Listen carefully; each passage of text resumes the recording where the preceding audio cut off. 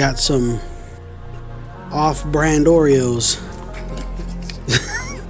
Every episode I talk about how big I am, and then I don't help myself at all. So check this out, nephew. So today, she's like, "So what'd you bring for lunch?" I'm like, well, hold on, I don't mean to cut you off. Why do I lean like this? No, see that? Fucking a two-headed squash. A two-headed squash? Yeah, they're little balls like this, about that long. I'm like, oh, that reminds me of how I was born. Fucking big balls in this. I hope y'all don't have this problem, dog, when y'all get older. But I hope y'all do, but I hope y'all don't. And they're like, what problem? It's a big dick problem. I said, it's affecting my knees quite a bit. He said, put a real strain on the knees and back. Yeah, just because brother be in a wheelchair doesn't mean he fucking... Don't mean he paralyzed.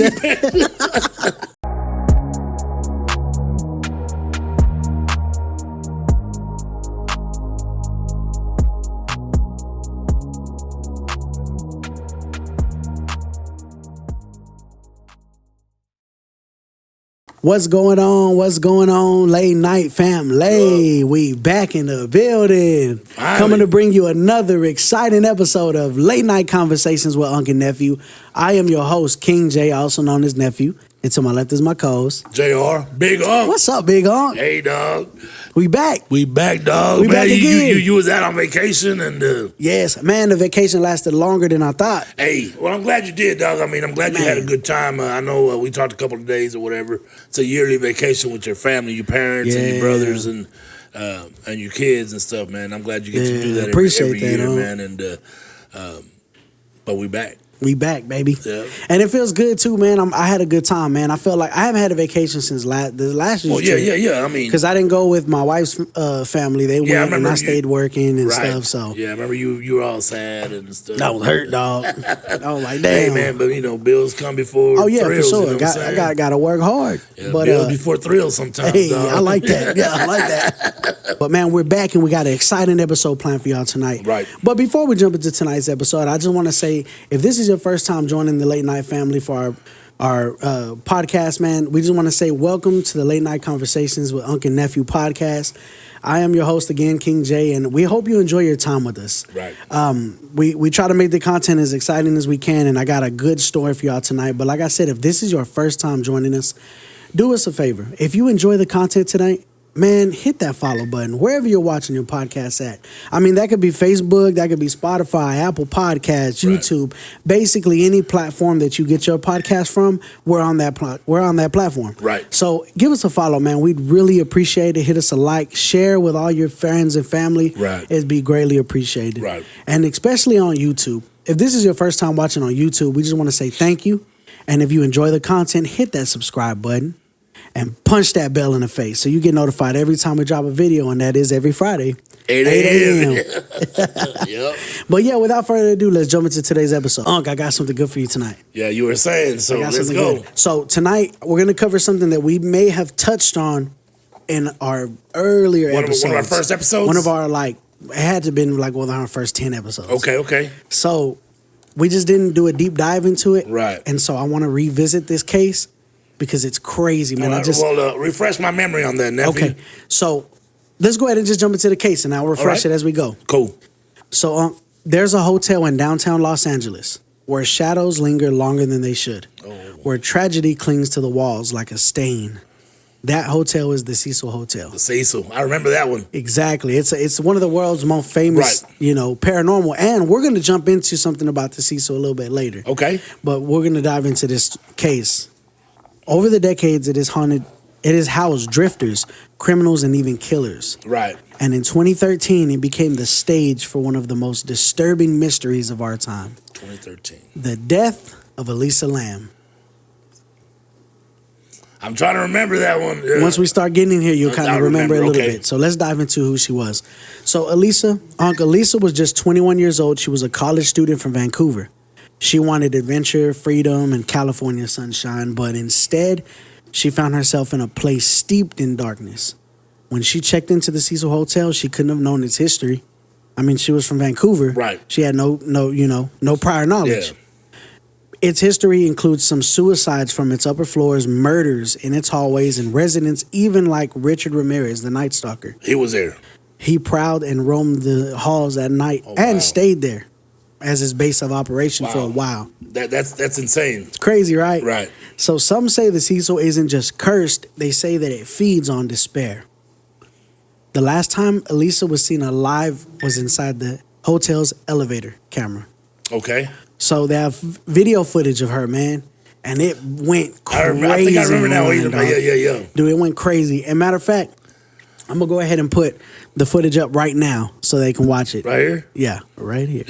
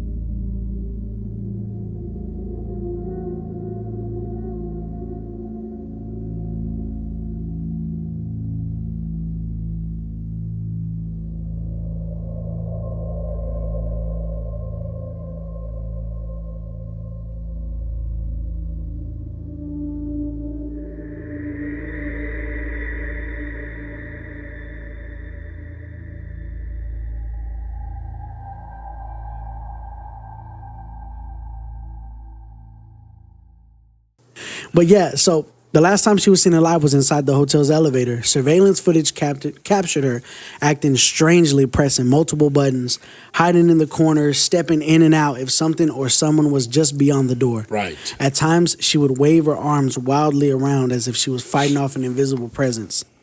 The doors refused to close too, Honk. That was the weird thing. If you watch the footage, it's like they never shut, bro. They just keep opening and closing. No, they just stayed open. Oh, they stayed open. They wouldn't close. It was almost as if the hotel wanted us to see what she was doing. Oh, wow. When police released the video, it spread across the internet like wildfire.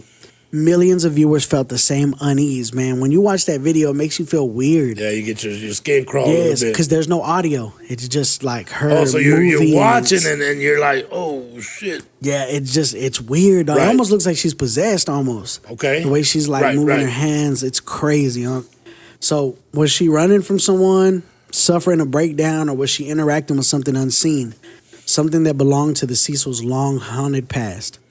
So that was the last time she was seen alive. She went missing for weeks. Right. So weeks passed, man, and guests at the hotel began to complain about the water. Right. So the pressure was very low in their hotel rooms, and the taste was foul. Right. Some even said the water was running black. When they turned it on, it would run black. Okay. So maintenance staff climbed to the rooftop to the massive water tanks that supplied the entire building. They climbed up to one of them, and when they opened up the tank, they found Elisa Lam laying inside the water. Right. She was naked, lifeless, and her clothes was drifting right beside her. She was naked, but her clothes was just... So the tank wasn't full. It was just... It wasn't full. Right. It was probably about midway. Right. And she was just floating there with her clothes next to her. Crazy. The official story out of all the investigating they did, at the end of it, they said she drowned by accident, fueled by her struggles with bipolar disorder. But the questions refused to die, Unc. See, because while she was there, her family, she was calling them every day, and eventually them calls stopped. Right. So they knew something was wrong.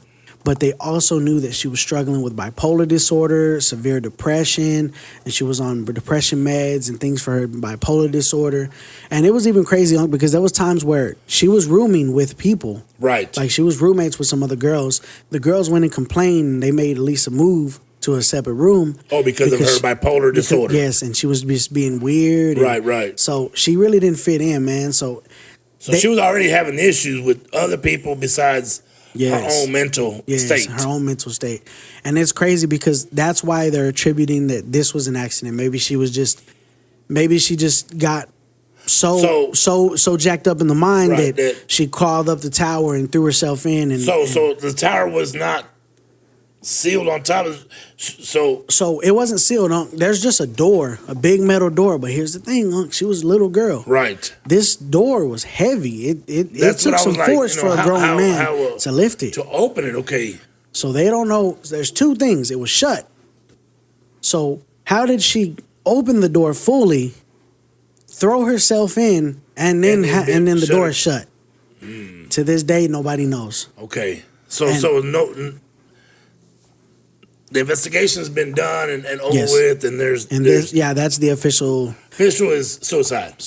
Well, not suicide. It was death by drowning. Accidental death. Drowning. Okay. Yeah, I guess an accidental drowning or whatever. She died by drowning. It was an accident. Okay. Due to her bipolar disorder and things like that. But it's crazy, Unc. The rooftop was locked and alarmed. The tanks were sealed, and like I said, their lids are heavy, dog. How did she get inside alone, and why was her behavior in the elevator so unnatural? Right. Some believe Elisa was a victim of foul play, of course. Her death staged to look accidental. Others whisper about darker forces, that the Cecil Hotel itself pulled her into its grip. Maybe, and dog, there's a theory on this the hotel itself is like infested with demons, know. And I know we're going to get into that. That's why I didn't want to cut in because I know for sure. I know we're going to have our own theories on this and for sure. I'll wait till the end of the story. Yeah, because man, we're going to discuss a long list of different things. Okay. So, but so I mean, they're singing maybe the hotel could have got into her and caused her to commit suicide. Right. But that's Well. We may call it suicide, but the coroner is saying accidental drowning. Exactly. But it's crazy, Unc. They point to eerie coincidences too, man. So a film released a couple years earlier before Elisa Lam died. I don't know if you've seen it. I think you have. There's a film called Dark Water that came out. And it tells of a girl who was found dead in a rooftop water tank. And it's just... Maybe it's just coincidence and this, I don't know how much this has to do with what happened, but this is an odd coincidence. Right, that's what I'm saying. So, I mean, how can somebody write a story and somebody who has a mental issues do the exact same thing as the movie? As the story, That is crazy, right? So could be a coincidence. I mean, but this right here, Unc, is weird too. Okay. So at the same time of Elisa's death, when she died, a tuberculosis outbreak swept through Skid Row, which is where the homeless are right there in L.A. And there was a test for that outbreak, and that test was called the Lam-Elisa test. Say again? The Lam-Elisa test. Lam-Elisa? And her name was Elisa Lam. What? Yeah. That was the name of the test that the government was using for the tuberculosis outbreak. That's insane. I don't know what that has to do with her death. That's what I'm saying. But that's weird, right? Yeah, I mean, you're just going to change front and back, Right? What for? Right. That's crazy, right? And that was before she had passed. No, this was when she was dead. After she had passed. At the same time she died. Oh. There was a tuberculosis was going, that was the test. What the hell? Right. I'm saying? That's weird. So I don't know. Maybe Elisa's death was the result of mental illness and tragic circumstance, or maybe it was something more sinister. But what lingers is the feeling that in that elevator she wasn't alone.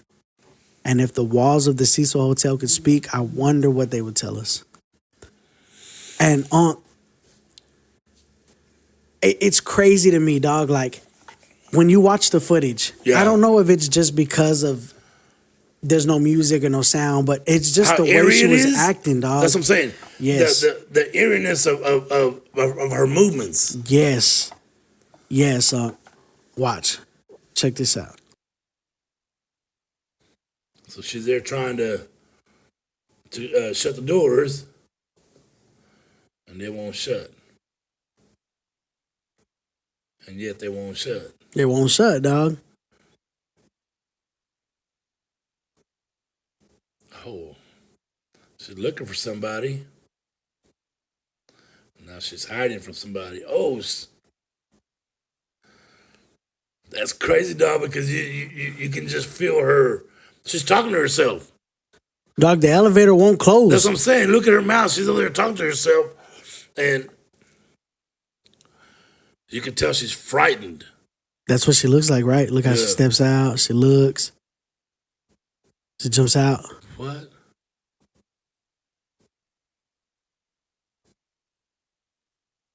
That's insane. What? Dog, and the doors won't close. Right. Dog, they should have closed by now. Yeah, exactly. I mean, even It was.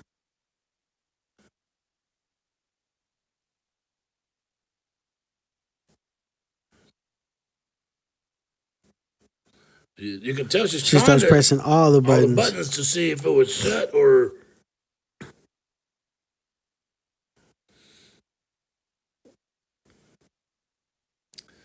And I'm looking on the outside of the elevator to see if I can see something, I don't see anything, man. And she's just. What's she feeling for? I don't know. Like she's talking to somebody. She's like moving her hands. Yeah. She's talking with her hands, like I do. Like she's like moving her fingers, bro. Wow. And that's the last time anybody's ever seen her. And then she walks off. And that's it. The last time she was ever seen again. That's crazy, man. So you got to think, she was dealing with all these mental problems. Right. But really, you think without, I mean, just that footage alone. Right. Without any help, she threw herself in that tank and closed the door? I can't see that because, I can't either, dog. Look how small she looks. She looks like a 110-pound little girl. Not a little girl, was small, but, bro. Yeah, she looks little. She doesn't look like she's got mental issues. She just looks like when she steps outside the elevator, she looks like she's talking to somebody with her hands. You know how people do, boom, boom, boom, whatever. But inside the elevator, she sidesteps, she's hiding. She's trying to hide in the corner. And dog, they say the Cecil Hotel is this super haunted hotel. Right. I mean, and dog, outside of this story, I want to dive into a little bit about the Cecil because I was like, what about the Cecil makes it so sinister, bro? Because I had to do some research into the history of the Cecil. And since day one, it's been like that, or so it eventually? wasn't. So it wasn't like that, Let's jump into a little bit about the Cecil. Okay. So you can kind of understand why this hotel is so famous for being haunted. So in the heart of downtown Los Angeles, of course, stands the Cecil. Right. When the Cecil opened in 1927, it was supposed to be a jewel, a luxurious stop for travelers in the growing city. Okay. Marble floors, stained glass windows, grand chandeliers. It was elegant, glamorous, full of promise, but the shine didn't last. See, the Great Depression had hit. Right. It was 1927. Right. When the Great Depression hit, the neighborhood crumbled. Well, yeah. And soon the Cecil found itself in poverty, crime, and despair. And the hotel itself became something darker than anyone could have imagined. And it's crazy, because the neighborhood got so bad, of course. Well, so all the homeless and homeless, and drug dealers, drug users were all getting into the that Cecil area, and staying in the Cecil. So let's talk about his reputation. Over the years, the Cecil became known as the Death Trap. Guests leaped from upper floors. Some threw themselves from windows, other overdosed in its rooms. The hotel was eventually coined the Suicide Hotel. Wow. And then came the killers. In 1980, Richard Ramirez, the infamous Night Stalker, lived there while he was terrorizing Los Angeles. He'd come back to the Cecil after his murders, covered in blood. He would dump his clothes in the hotel dumpster before heading upstairs to sleep. And the thing is, no one batted an eye because it's normal. At the Cecil, that kind of stuff was normal. Not long after, dog, Austrian serial killer Jack Unterweger, he checked in, turning the hotel into his personal hunting ground. Wow. And he was killing people in the Cecil, In the Cecil. But the story that truly cemented the Cecil's reputation, of course, after all these years of suicides, and this went on all the way up until Elisa Lam's death. This has been going on, dog. People killing themselves. From the 20s all the way to 2013. Wow. People killing themselves. It's just been so nobody decided today, let's just destroy this hotel and rebuild it. Yeah, well, they've rebranded it. They've rebranded it. So it's crazy. But it's still the same hotel. It was never, I'm sure it was. The bones never changed. Demolished. Yeah. It was never demolished, and the bones never changed. Right. See, the Cecil Hotel's become more than just a building. It's a character in its own story, a place where death lingers, where darkness gathers, where the line between the living and the dead fall dangerously thin. Even after its rebranding attempts, even after the new owners tried to erase its past, the legend remains. You can paint the walls, change the name, but you can't wash away the blood. Because Cecil isn't just haunted by ghosts, it's haunted by its own history. Wow. And so the ghosts are coming from all the jumpers and that's what they're thinking. They think a lot of the people who have killed themselves are the same ghosts because OD'd in the rooms. People, dog. There's been stories, murders, or whatever. Yeah, of people getting murdered in hotel rooms. Right. There's a lot of homeless people living here. So a lot of people who were killed or died there were never known who they were because they were homeless or could be one of the poor of the bad of L.A. Yeah, it could have been, dog. That's what makes me wonder, why would L.A. not demolish this and rebuild, on that land? I'm saying, you know what? Is L.A. trying to monetize off this hotel still, or what's going on? That's what I mean. Is it? That's a good question. To make it a visiting. Like a ghost attraction? An attraction, something a tourist attraction that, well, I would like to go there. You would like to go there. Hell yeah. Yeah, I would. Yeah, I think I would too. I think I would like to stay there too. I don't think that. And it's crazy, Young, because I think that, I don't know if it's they're trying to make money off of it or whatever, but I just wonder, like, at this point, LA has so much to offer for itself already. Yeah, it's like, what can you do with this big building? It's like when you buy a house and you don't want it. It's like, well, what do I do? Like, right. Well, you can only sell it. Look at Plainview. When we stayed at the Hilton, it was remodeled. To where it is now. But I've heard stories about this one too. I have too. The Conrad Lawson. I've heard of that. And see, this and dog, these kind of stories, they intrigue us. They intrigue me, man. And I got to thinking, what other hotels have we not? I know we talked about the one that Brandy stayed in, the one in San Antonio, right? Somewhere. But it makes me wonder what other hotels. So I did some digging, right? Right. And check it out. I'm gonna take you into some places you might never want to spend the night. Okay. Most hotels are built to house travelers. Some they never let their guests leave. These are the haunted hotels that I'm going to talk about. Hotel California. Dog, I want to know about that one, dog. That might be the Cecil. Yeah. Could it be? Could it be? Well, because Hotel California is from a euphorian drug. The song sounds like they're on acid the whole time. Yeah. Dog, but now that I think about it, could it be, dog? Yeah, you're right, could they be talking about the Cecil? You remember he says, you can check out, but you can never leave. Yeah. Damn! Could be the Cecil, dog. Right. Elisa Lam checked in and never left. She never left. How many others, have checked in and never left? Yeah. That's a scary thought, dog. What's up, late night family? It's your boy, King J. Sorry for the interruption. I just had to take a quick break just to thank today's sponsor for today's episode. Hey, Maddie Bar, thank you so much for sponsoring the podcast today, brother. Man, me and Unc can't tell you how much we appreciate it from the bottom of our hearts, and it's because of fans like you that we're even able to do stuff like this. So thank you so much for believing in the dream, bro. We really do appreciate it. We can't thank you enough, and thank you to all our fans out there watching. Y'all hold a special place in our heart, and we can't thank y'all enough for watching. But yeah, man, shout out Maddie Barr, man. Thank you so much, brother. We really appreciate you. And yeah, let's get back to the episode. Peace. Well, check this out, Unc. Have you ever heard of the Stanley Hotel in Colorado? Stanley. In Aurora or? The Stanley Hotel in Estes Park looks like a perfect postcard retreat, right? Grand white facade, sweeping views, and a history tied to luxury. But its reputation is pure nightmare fuel. See, Unc, Stephen King stayed here in 1974. Oh, man. In room 217. That night, he dreamed of his son being chased down endless halls by a fire hose that came alive. He woke up shaken, and the seed of the shining... The seed of the shining was planted. I was going to say, man, because, isn't the Shining based out of Colorado? Yes, it's like that, yeah. Like, because he's in the mountains. The snow is too much for tourists to get through. Yeah. So they get snowed in over there and they have to stay. Just have somebody just to watch it, to make caretaker. Dog, that's scary, dog. As much as I like the scary parts, or whatever, are Yeah. Like our paranormal stuff. Yeah, paranormal. Yeah, I couldn't think of the word. I don't think I can be a caretaker for. You don't think so? For 3 months, dog. That is scary. In winter, and you the only one at the hotel. Yeah, you, your wife, and your kid. Damn, that is kind of scary, dog. I ain't gonna lie. For a 200 room hotel. Yeah, that would be tough, dog. That would be a little scary.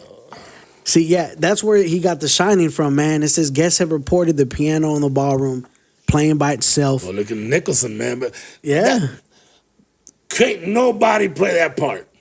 Can't nobody play in The Shining. Can't nobody be better than Jack Nicholson. Jack did his thing in there, dog. That's a bad movie. Shelley Duvall did too, man. Oh yeah, she was amazing. Yeah, she was amazing. Yeah. But dog, yeah, man, there's a lot of reports of children laughing and running down the halls when no one's there. Carruthers.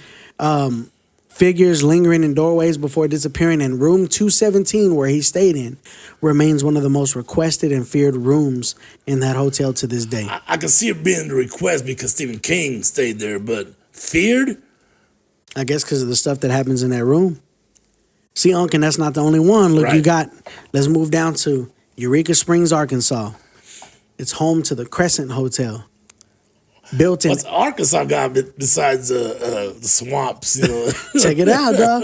Built in 1886, this towering structure has been called America's most haunted hotel.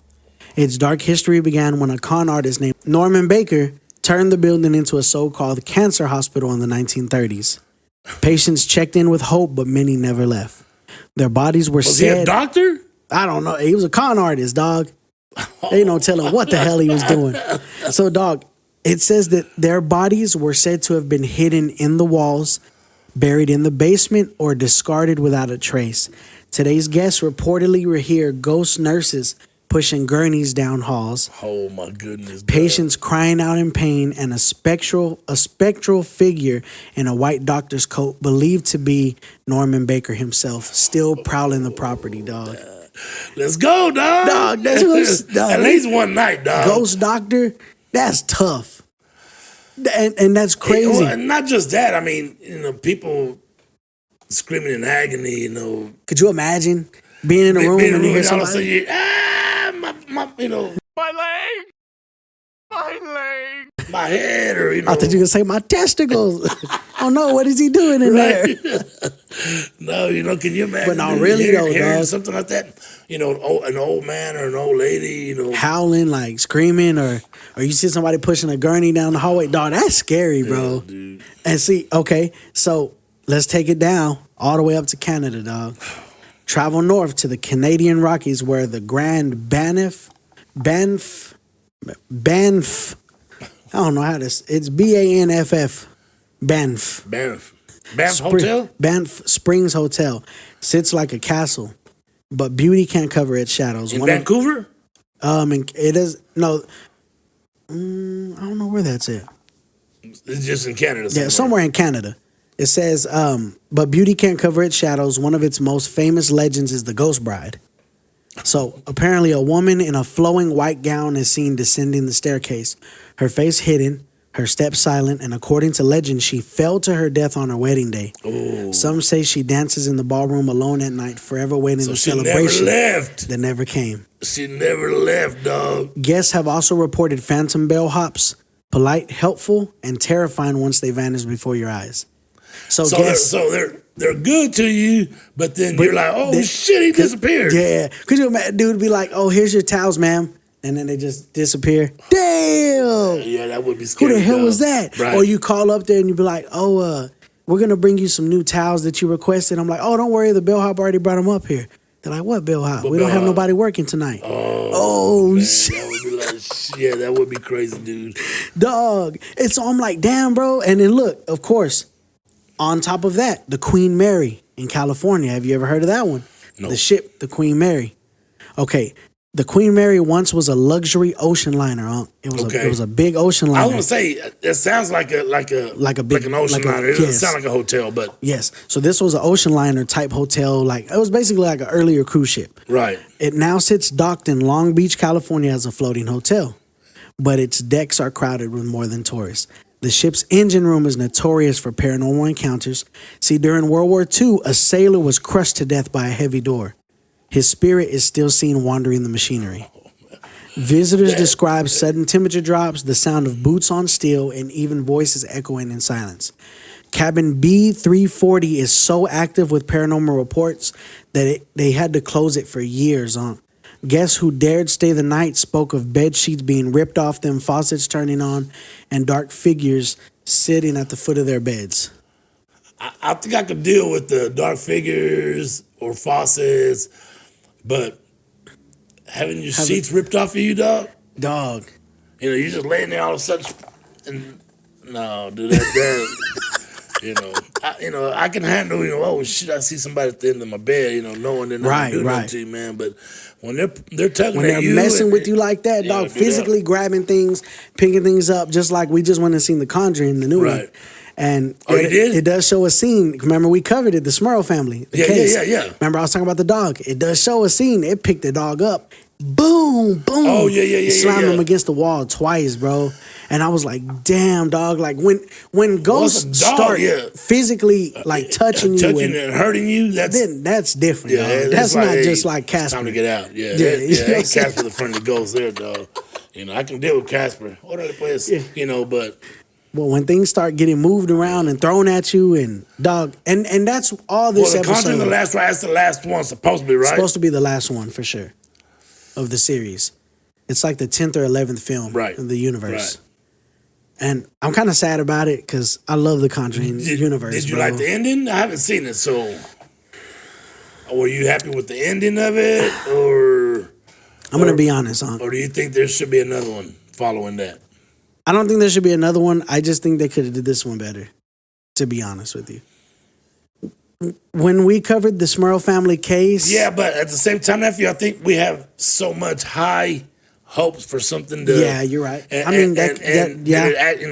say this is an actual thing, it's not always going to be... hyped up. It's something that you're like, oh. I just think they put so much promotion behind it, and I feel like it didn't live up to the hype. You get what I'm saying? Yeah. It was good. Don't get me wrong. Yeah, I liked it. Like on some I thought it was really good.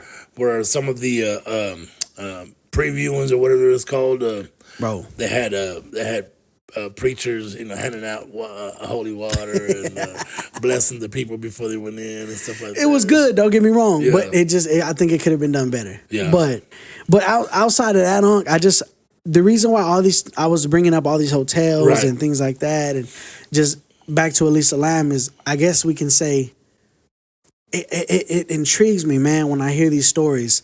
When we hear about Elisa Lam and what she went through, then we got the video footage of her acting crazy. And the thing is, for the coroner to say, this was accidental drowning, to where you've seen a video of her. I don't want to say it's so eerie, but knowing that, hey, something is there because she's actually talking. You can tell she's talking to somebody. She's hiding from somebody.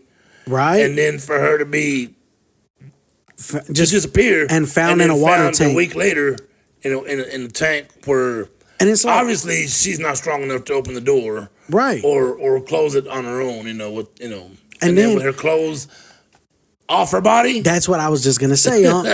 They also found her clothes floating next to her body. Right. Like, what the hell? She got naked before she jumped in, or that's what I'm saying. I mean, man, the water was that hot or that cold. You got to take your own clothes off. That don't make sense. Yeah, it don't make no sense. But yeah, man, I got a question for you, man. I got a good question for you. Talk to me. So, what do you think? I mean, as you know, me and you believe in ghosts, right? Right. What do you think? What do you think ghosts are? Like, what do you think personally? It's got to be an entity of an actual person who is trapped. Remember we talked about this before. Right. I think they're stuck. They're stuck between, and I don't want to say what is that word I'm looking for? When you're not in heaven or hell. Oh, purgatory. Yeah, maybe Earth is purgatory for them. I see what you're saying. Maybe like they and I get what you're saying. Maybe they roam around all day but can't physically interact with anything. They can't. There's got to be some sort of torture. Be torture, because that's how they become evil. Because they're like, they can't do nothing, and then, of course, evil can do things that, without you really being a Christian. I don't want to say Christian, but a believer of Christ. If you gotta wait for Christ, because if you're in purgatory, you gotta wait till His coming before He makes a decision. Wouldn't it be easier for them to become evil? I guess it could be, because they'd be like, I'm already here. How worse can it get? I see what you're saying. I don't know. I mean, I see what you're saying, dog. What do you think, man? See that I was just, while you were telling me, I was thinking to myself, like, because I do feel like, could they be somebody? Because we all have souls, you know what I mean? Right? Yeah. But sometimes souls can be trapped. Yes. So that's what I'm saying. Sometimes, what if somebody dies so tragically or unexpectedly that their soul don't know that they're dead? So they don't ascend or go down or wherever they need to go, because they think they're still alive. Right. That's why you see them just walking through halls. But then there's so much, because how we're taught is, when God comes back to judge the living and the dead. Right. Just because we've died doesn't mean we're going to heaven or hell automatically. We don't know that. Right. And we hear stories of people who have seen. You hear people who have seen heaven and hell, right? But never never talked about purgatory. That's true. You hear little kids who died or have flatlined and come back 2 minutes later, and they're like, I spent a whole day with Jesus, and He taught me heaven and hell or whatever, right? Right. But I've never heard a story of a person who says, that purgatory was stuck in between. I didn't know God or Satan. But you know what I have heard? I've heard stories of people saying that they've died and that they've came out of their body and was watching themselves. Well, yeah. Well, I mean, and then they said I've seen where they've hovered over their own self. But then they say they saw a light, so they went to it. Right. What if some ghosts don't know to go to that light, or maybe they don't see it, or like I said, yeah, they're. To me, you're stuck in purgatory. Earth is purgatory for the dead who haven't reached. And about us, and about you saying a tragic death or an unexpected death, it's unexpected to us. Well, yeah. But your story's pre-written. Well, yeah. I get what you're saying. But I'm saying, like, for people who have like jumped out of windows and you assume that you're gonna die, right? But I don't think you understand that you are gonna die, right? But you don't understand that. Oh, you want my bad? You're not gonna go to heaven or hell. You can be like, you don't understand. You can be stuck. Yeah, Dog, you want to hear something crazy? Talk to A me. theory that I just heard not too long ago? Okay. Check this out. You want to know how much we don't know about death? We don't know anything about death. But I'm saying, you want to know how much we don't know? Dog, it is so bad that we don't know about death that even when you dream, have you ever had a dream before where you're in a dream and you fall or you're falling, yeah. and you die or you get shot? Have you ever seen what happens when you die? No. What do you normally do? You wake up. You wake up, right? Right. You know why? Because your brain doesn't know what happens after death. So it can't imagine anything. That's freaking That's crazy. It's right. It's crazy. That's why you always wake up So when we you can die. imagine what death. We can imagine what death is like. Would be like. But our brain can't fathom What happens after you die. So it doesn't know. So instead of creating an illusion. So my theory could be spot on. It could be. It could be spot on because but yeah, the mind is like, hey, you just died, but what's next? But they don't know what to do. So your dream can't continue. Well, your dream, two things happen. Either you wake up or you just die completely. You die, but then you wake up like you end up in another dream. Because I've heard somebody at work tell me, yeah, man, like I've dreamed that I was falling off a building, and when I hit the ground, like I was in another room or something. You already in another scenario. Your brain can't fathom that death. You splattered from jumping from a building, and then people looking at you all over because like, oh shit, this dude jumped. But then at the same time, your brain can't fathom it. Your brain wouldn't even know. See that, right? Because it wouldn't know what to do. See, dog, that's crazy. And nephew, that's crazy. You bring that up because like. I think about death sometimes. Yeah, I think we all do, dog. I think it's like, sometimes your life isn't where it wants to be or where you want it to be. Right. And like, how would it be if I was just to be gone? Yeah. Or sometimes I think about my daughter Kim, and I'm like, if I was to die today, who's gonna come see me? I don't really care who comes see me. You mean like the grave or no? Oh, like to come pick you up? No, let's say not from death. Oh. But like, am I gonna be able to see the mourning of my daughter, Brandy, my daughter Jade? Oh. Am I gonna be able to see that I was truly loved or not loved? Or did I have friends or not friends? When I pass, I'm done. Am I not going to see anything else? I mean, not that I want people to come. You're going to mourn for my death. I'm sure, for sure. But am I going to see that? Or am I going to hear that? That's a good thought because you do think like you said, your brain can't fathom it. So you wouldn't know what would happen after you died. You know what I'm saying? I would like to, be able to say, I was loved. That brings a question of like people who have passed on. Like we say, like Kim, she's in heaven, or like Momo, like our grandmothers. Can they see us, like from up there? Right. Does God allow them to see us? Wrong, dog. That's what I'm afraid of. Like, man, be in a room, just touching your own body, a jerk or whatever, and like, really? And you're like, come on, the fifth time today, right? Nah. Dad, really? Yeah, come on, man. You ain't got nothing better to do. I don't know, man. I mean, but it's like I think about that. I'm like, I know I'm loved. I know I am. Yeah. The way you are, the way I am. People are gonna miss us. Yeah, they're for gonna sure. miss our. What's that word I'm looking for? It's just like our presence, like we walk into a room and you're like, man, that's a funny dude. We light up the room. Yeah. Yeah. So that you'll be loved, but you do wonder at times. Am I gonna be able to see the mourning?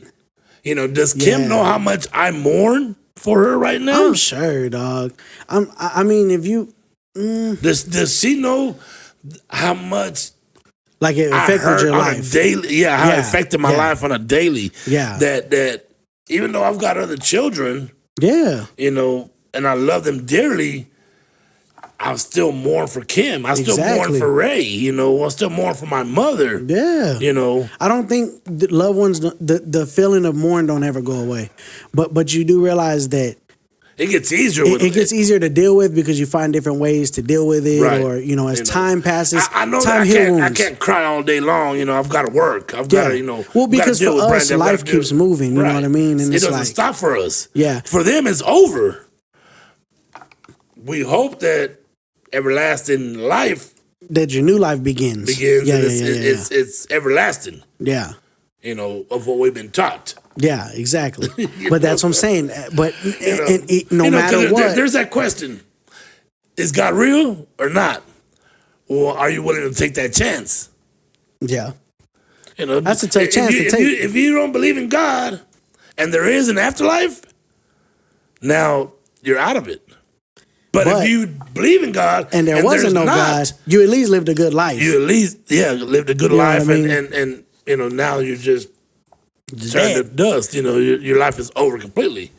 But dog, that's why I wonder. You know what I mean? Because like you there's said, so many questions about death. On death. Yeah. Going back to her story. Hers is tragic because we'll never know. We'll never truly know what happened. We'll never truly know. Yeah. We can always have our own opinion or our own speculation. Yeah, Yeah. Somebody did it. It's hard to say a ghost did it because can a ghost really kill somebody? But see, this is where I lead into my theory before. But I don't want to say a ghost can kill somebody, but a ghost can make you kill yourself. But that's what I was gonna jump into. I was like, shoot, before we end off, the last theory I want to talk about, and I've said it before on the podcast. Could ghosts really be demons pretending to be people? Because, demons really can't do anything unless they manifest into a body, right? A vessel, right? They can't do nothing unless you invite them. Supposedly. Exactly. And could they be so plagued with demons at the Cecil Hotel that one could have possessed her to harm herself? What's I'm saying? Yeah, I mean, it's you know what I mean? Yeah, but. Gave her supernatural strength. I was going to say. That's what I was going to say. That's what I was going to say because we've seen so many stories and heard so many stories of how it's unreal that they could have survived that or done that. Oh yeah. But the supernatural strength, where did it come from? Because of the demonic possession. The demonic possession, yeah. The forces. And I've seen somebody possessed in real life. I have personally. Okay. I don't want to tell that on today's episode. Right. I'm going to save that for our Halloween episode. Okay. Because this year, our Halloween episode, boy, y'all better strap in. Because we got ideas, but we're not there yet. But yeah. But that's my last theory on even with all these hotels, all these hauntings, and ghosts in general, just paranormal, could it really be demons just trying to strike fear into us? So we'll leave this to your own thoughts. Yeah, what do y'all think? Hit us up. What do y'all think ghosts are? What do y'all think? Could they be demons? Could they be somebody stuck in purgatory? Could they make somebody be possessed so much that they can harm themselves like that? In a manner of like her opening up a 100-pound door, being 100 pounds herself. You know what I'm saying? Right. What do y'all think? But man, today was a good episode, huh? Man, it was. I like revisiting old episodes because I feel like we give them justice. At first I didn't realize what you were talking about, and then as you were telling me, I knew right away it started she was in the water. Back. Yeah, I knew she was the one that was in the water tank. Dog, that's dope, man, and that's why I like revisiting these episodes because I think it's like a refresher for us. But yeah, man. Other than that, Unc, you good, man? You got anything else to say before we check out, man? If that's it, Unc, man, thank y'all for joining us for another exciting episode of Late Night Conversations with Unc and Nephew, man. And until next week, peace.